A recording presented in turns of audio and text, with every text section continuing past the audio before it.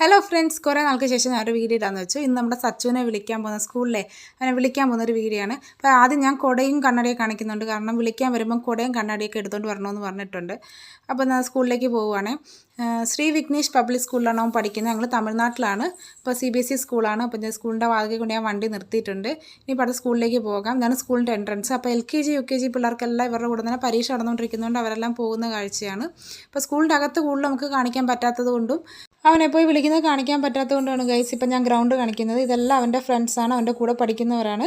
അപ്പോൾ എന്നും ഇതുപോലെ 12 മണിക്ക് പരീക്ഷ കഴിഞ്ഞാലും 1 മണി 1:15 ആവും വീട്ടിൽ വരാനായിട്ട്. ഇതുപോലെ എന്നും ഫ്രണ്ട്സിൻ്റെ കൂടെ കളിച്ചിട്ടൊക്കെയാണ് ഗൈസ് വരുന്നത്.